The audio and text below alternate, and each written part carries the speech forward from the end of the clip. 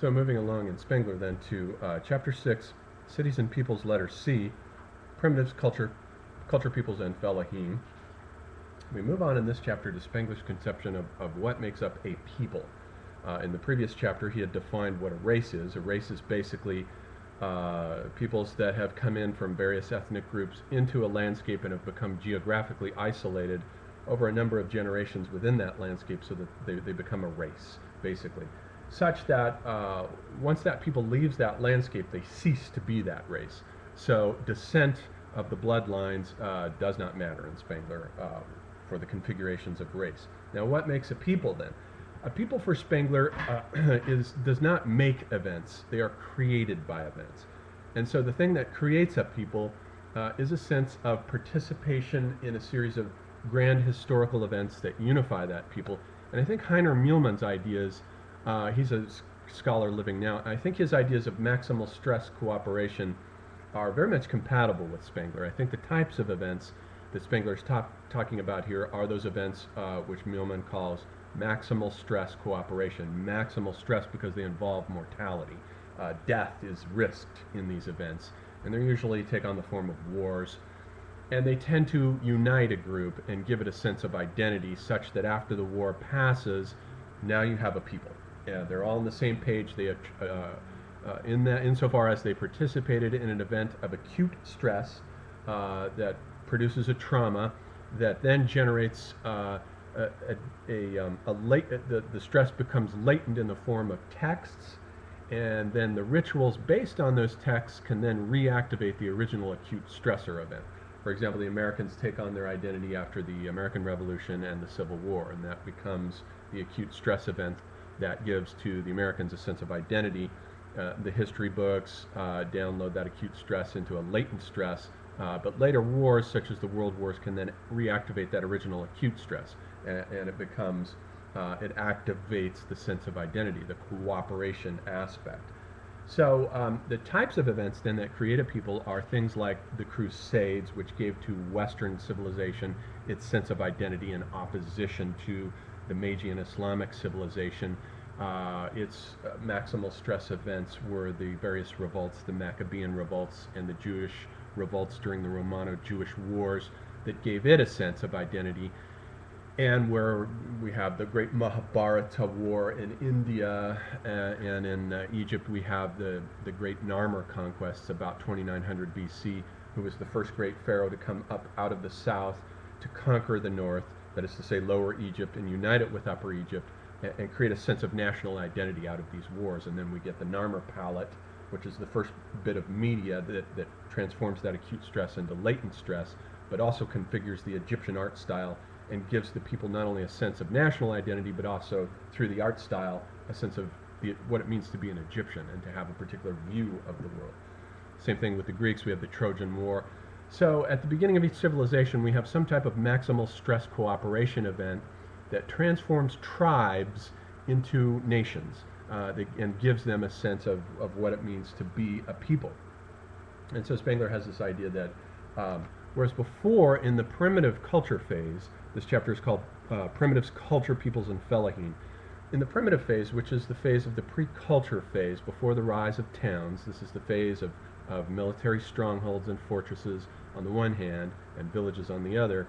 And before that, what we have are tribes, not yet a people. We might have racial elements already, but not yet a people. For example, so we look at long about the time of 1000 in Western civilization, 1000 AD, which is the period of time when we don't any longer have Visigoths, Ostrogoths, Lombards, and Franks, but now we start to get Germans, French, Italians, and Spanish. We begin to get nationalities coming into being out of this mysterious process that's called Cynicism. And Cynicism is a term from the classical civilization. It's what you get when you have it's an amalgamating tendency in which villages voluntarily give up their identity to join together to form towns. Towns can join together to form city-states, eventually city-states into empires, and so forth. So it's an amalgamating process in which the tribal element takes on a national identity. And so that's what we get about the time of the Crusades, or just slightly before, in Western civilization. He wants to make the argument, though, that he wants to begin building the argument for the next few chapters in which he wants to address this process of Cynicism in the Magian civilization, and he wants to make a special argument that this is a fully unified civilization with its own distinct identity, the Judeo-Christian, Islamic, and also Zoroastrian, Persian civilization. And he says part of the problem, one of the obstacles with seeing this civilization as a unity, is that scholars hitherto have tended to group the Persians as part of the Indo-Germanic culture sphere. Most of Magian civilization is Semitic, not all of it, but a lot of it is. We also have the Byzantines on the other hand. So from the Byzantines in Anatolia to the Persians in the Iranian landscape, this is one single civilization that includes the Saudi Arabian Peninsula and all of the Middle East, basically, as a single civilization. So he says that, let's go back and look at the origins of the Persians, and he says that, is it the case that this is really an Indo-Aryan people, or is it just the case that this race originates as a dialect of a tribe with a dialect of the Indo-Aryan languages? And he says if we look at the Middle East, long about 1500 BC, what we see there, which is the earliest origins for the Indo-Aryans in this zone, is we have in eastern Anatolia, we have the Hittites, who are also Indo-Aryan peoples. Below them and abutting next to them are the Mitanni, who are the key group here. The Mitanni were Indo-Aryans, and they were masters of the horse. There's a special manual that they wrote on horsemanship that was written and studied and passed around. There was a treaty, a famous Mitannian Hittite treaty that exists from about this time, in which 5 or 6 of the Vedic deities are mentioned. So here we are, basically in eastern Anatolia and in Syria, in this zone where we have Vedic deities. Indra, Varuna, Mitra, and the Ashvins, the twins, are mentioned in this treaty. So we have the Vedic Indian pantheons extending not only from India all the way over to Palestine, basically, or at least to eastern Anatolia during this period. So it's a vast spread of tribes all belonging to this Vedic, having these Vedic deities that they all worship. Below the Mitanni in the Tigris-Euphrates River Valley, we have the Kassites. This is the period of the Kassites from 1500 BC to 1200 BC. We don't know exactly what nationality they were. They do mention some of these deities, like Surya, the sun god, is mentioned by them.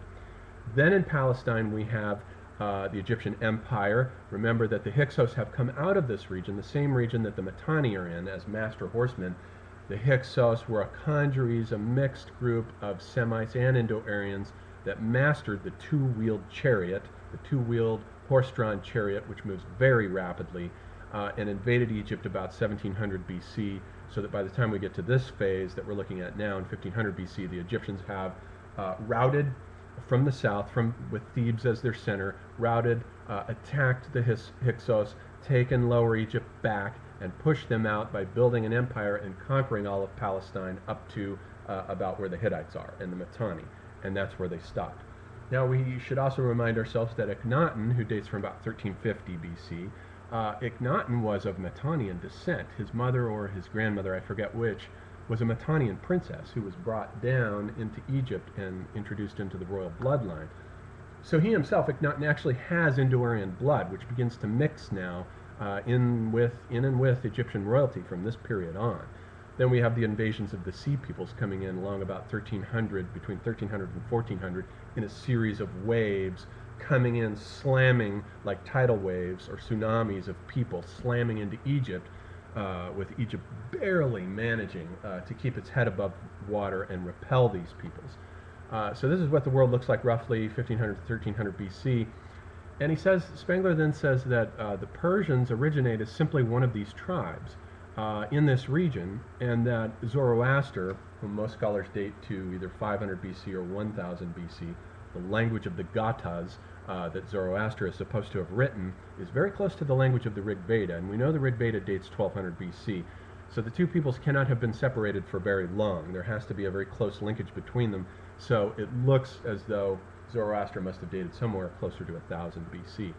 And had the character Spengler says of a kind of Jewish prophet. The Jewish prophets start appearing in Palestine around 7th century BC, thereabouts, with Amos and Hosea these shepherds that receive a divine calling and realize that they're about to lose the north, the realm of Israel, which is about to be destroyed, first by the Assyrians in the 8th century BC, then by the Babylonians who destroy the south in the 6th century BC. After they've destroyed the Assyrians, the Babylonians wiped the Assyrians out of existence. They completely destroyed Nineveh, razed it to the ground in about roughly 611 BC, something like that. Then by the time of 539 BC, they come in and they destroy the southern kingdom, Judah, basically, Judea, and deport the population, carry them off to Babylon, where they begin to experience, the Jews do, influences coming in from Mesopotamian literature. Then when the Persians begin to rise, by that point, by 500 BC, this is the period of Xerxes and Darius, Cyrus the Great conquers them and restores the Jews to their homeland. And we begin to get from that point on, with Ezra coming back, the formation of a canon of literature. We begin to get ethnic cleansing in Palestine performed by the Jews. Anyone who is of Jewish descent and is married to a foreigner needs to dissolve the union. And we get a radical zeal, a nationalist zeal, as the result of this trauma that's been inflicted by the Jews during this period. And so all of this, and then the Babylonians, and then we have the Persians conquering them, restoring them to their homeland, and then it goes on down until we get to the Maccabean revolt in about 160 BC. So this is what the picture of the world looks like, and Spengler thinks then that the Indo-Aryans then, that the Persians were not really a people, they were simply one of these tribes that broke off, and he says that he says that originally you have them as an Indo-Aryan group. 1300 BC, they're an Indo-Aryan group. By the time of Darius, they're now a people, but without race, without a sense of racial identity. But they are a people by the time of Darius. But then during Parthian times, the Parthians are a sort of interregnum. In Persian civilization, we get the Achaemenid Empire, which is roughly 800 to 500, if I've got that right, or am I remembering that? Something like 700, 400. The Achaemenids, and then they are overthrown by the Greeks. Alexander comes in 300 BC, conquers the Achaemenid Empire, dismantles it, and institutes the Seleucids. So we move into the period of the Seleucids, who govern this province, which is a Greek dynasty. Then we get the Parthians.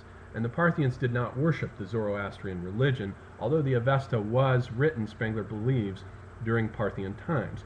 The Parthians were great feudal, chivalrous knights who rode on horseback and fought the Greek Seleucids, established their own national identity, and this is something between 200 BC and 200 AD for the Parthians. Then after the Parthians, we get the Sassanids. And the Sassanids are there, basically, they're the Persian identity all the way down to the coming of Islam. Islam then comes and conquers the Sassanids and incorporates, that becomes the easternmost branch of the Islamic world from out of that. And so he says, by the time you get to the Sassanids, though, what you really have is a thoroughly Semitically influenced type of people. Aramaic is a language that displaced Hebrew in western Palestine along about this time, around the year 200, 100 BC. It begins to become the common spoken language, and it spreads. It migrates all the way over to the east, pushes all the way over, so that Spengler believes the Avesta, and the Zend-Avesta is one of the great sacred Zoroastrian texts, was probably written around 200, 100 BC, originally in Aramaic, and he believes it was then, from that point on, it was translated into an Aramaic language.